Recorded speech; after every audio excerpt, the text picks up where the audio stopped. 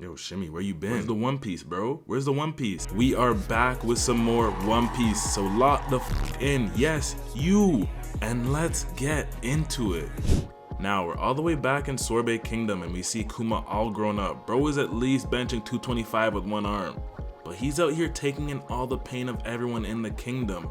But his shots comes in and says, hey, y'all better stop using my nigga and go fix your problems yourself. But they tell her they can't even pay Kuma back because the new king's on badness. He's taxing them all. And you already know, this guy shouldn't even be in power. He's a bum, just look at him. Now they all leave and Kuma goes to take this fat ass pain bubble and he just steps into it.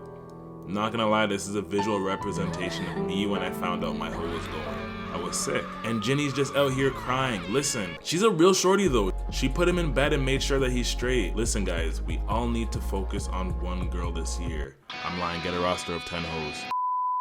Kuma's actually too nice. Bro said he just wants everyone to be happy. Now we get a time skip and Kuma is officially 22 years old.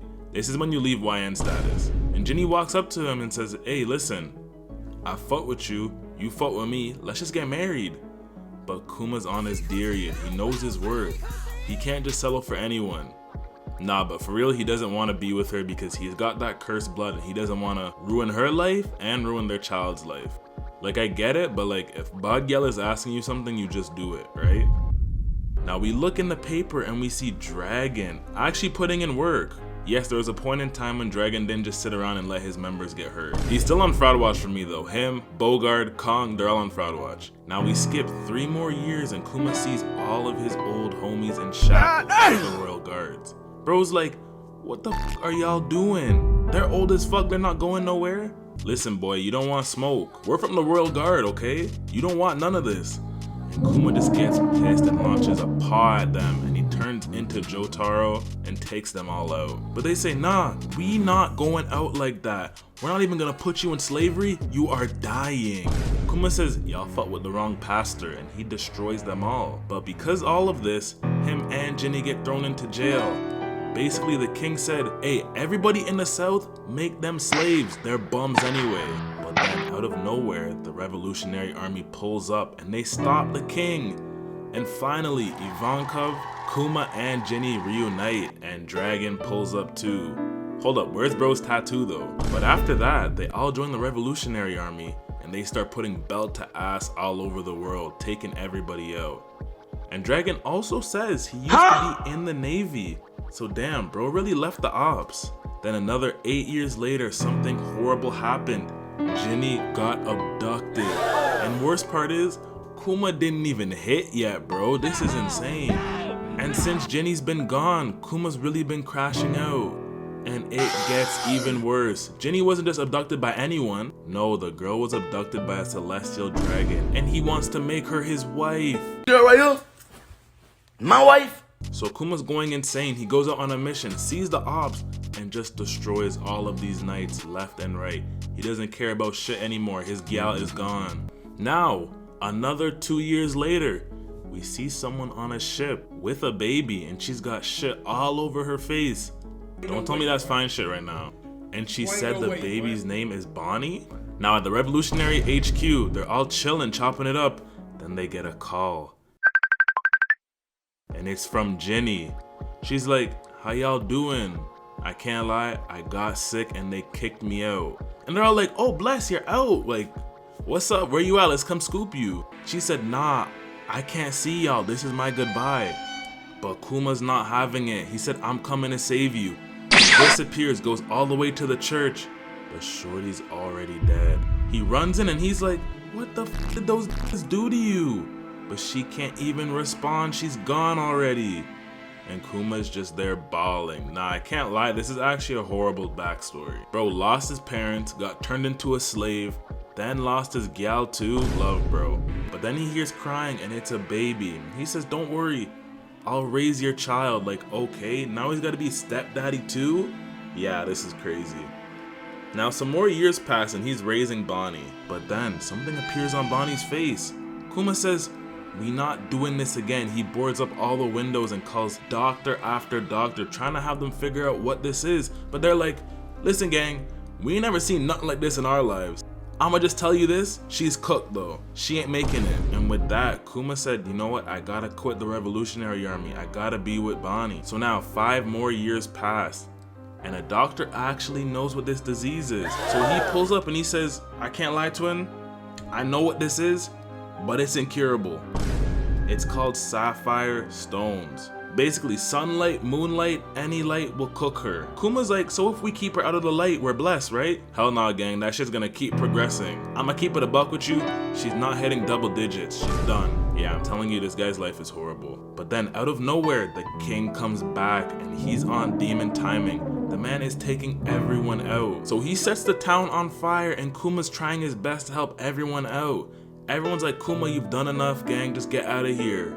Them are not making it. But the king said, another city did this and the celestial dragons loved it, so I'm gonna do it too.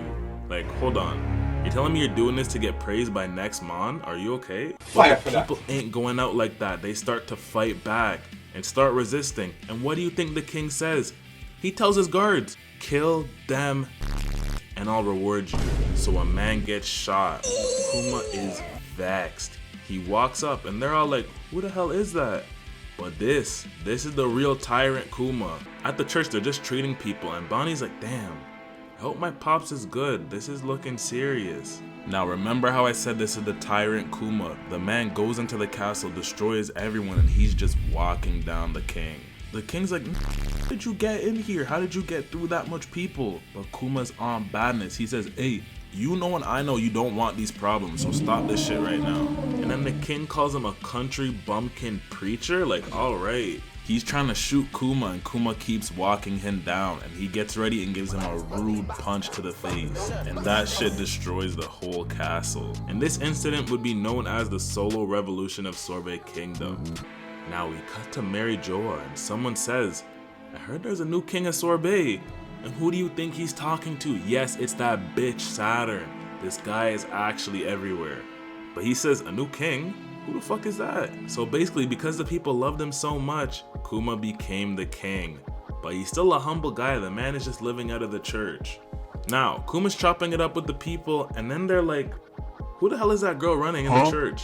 Kuma's like, girl, what you talking about? And then one by one, they all start seeing her and they're like, hold on, who the hell is that? But Kuma's like, I've seen that before. That looks like Ginny, hold up. And then Bonney's like, hold on, why y'all look so shocked? I gotta get my cardio out for when I leave with Pops. But then she goes and looks in the mirror and she just screams. And then she turns back into herself. Now everyone's like, we don't even know what's going on right now. Did we have some of that duck pack? Hey man, it's that duck pack. All right. So Bonney tries using her power again, but she can't make it work. Out of nowhere, the former king and queen of Sorbet Kingdom pull up. He shows him the paper and he basically says, listen gang, you're getting framed. So the old king frames him as the guy who really burned the villages and caused all the havoc on Sorbet Kingdom.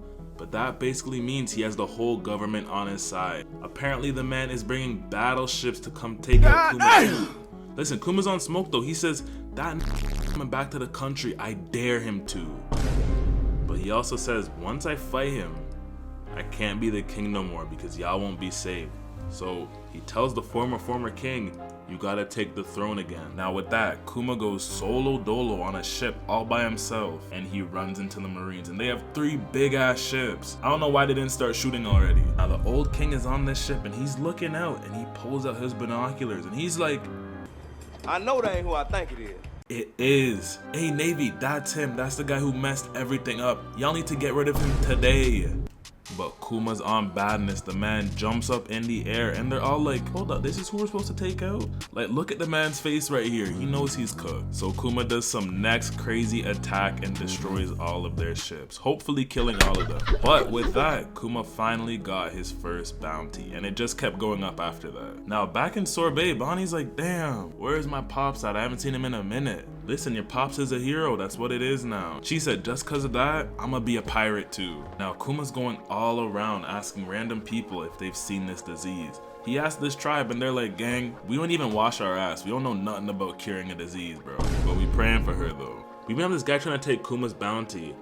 I'm not gonna lie, I literally don't know who this is, but I feel like I've seen him before. Someone please tell me who this is. But Kuma don't even waste no time with them. He just packs them up easy. But he's still going all over. Hot places, cold places, all types of places. And no one can help my dog. And he's just out here balling. Cause really, this is all he's got left. He ain't got nothing else. This is all I got.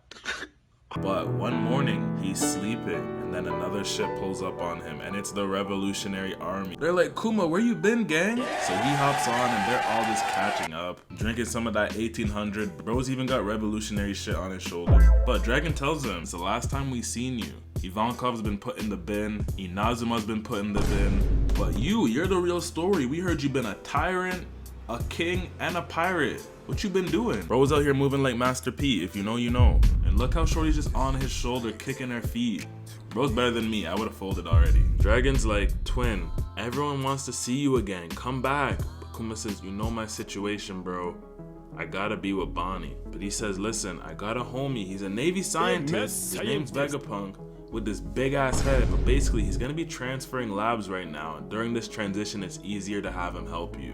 And with that, he says, if I can cure Bonney's disease, I'll be back. So with that, he leaves the revolutionary ship and he goes all the way back to Sorbet Kingdom, opens up the church and just sees Bonney beating up a grown man. Like, okay. So he tells her, all right, it's time, we're about to go out to sea. So they finally leave and they end up in this super snowy ass place. Shit looks like Canada. Man's never been in Marquee when it's shut down, eh?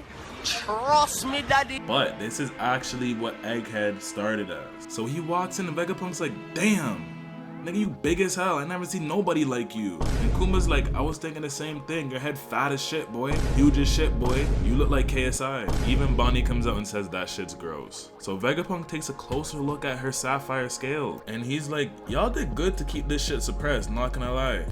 Did this shit every day. Doc, you think you can cure it? He said, look at my head, of course I can cure this. So Vegapunk tells him everything he's gonna do, transfer the stem cells, and he's looking at Kuma's DNA and he's like, hold on, you're a Buccaneer? You know I'm with them boys, right? I can give him a call right now. But Kuma says, listen, Dragon would never steer me wrong, which is a lie, we don't trust Dragon ever. But he basically says, listen, let me use your blood to make a bunch of clones. I've been looking for the right subject, you are that subject. Kuma says, we're gonna put all these pirates in a spliff, Roger, Rocks, whoever, they're gone. But he hits him with the, you ain't got no money, right? So you can't turn down this offer. But Kuma says, listen gang, I was never gonna turn this shit down. Whatever you need, you got it. I'm cool with this. But if you didn't know by now, this is the worst backstory in One Piece. So now this is just about to get worse. Somebody is listening in on this conversation. And again, who do you think it is? Yes, it's that bitch Saint Saturn. And the man says, those are just weapons. And weapons are only useful if they kill niggas. You know what? Vegapunk doesn't know what he's doing. I got a plan for this. I'm actually tired of how much this guy is everywhere. We need to put a ban on him. Somebody please end him today. But that is all for this episode. Make sure to like, subscribe, comment down below. Let me know what else you want to see. I do read the comments, so please drop what you want me to do next. Whether it's To Be Hero X, Akame Got Kill, Akudama Drive, Chunin exams, whatever you need, or you want me to do something else seasonal, just let me know, drop it in the comments and I will do that. Appreciate all the love, all the support. Yeah, road to 50K. I'm trying to get to 50K before my birthday, which is July 15th. So if we can do that, that'll be great. And yeah, still got some good shit coming, working. I'm in the studio cooking, not the actual studio like rapping because I'm not a rapper, but I could be. Just let me know if you want to hear that. Okay, I'm rambling. But yeah, make sure to like, subscribe, comment down below. I'll catch y'all boys and girls in the next video. Peace.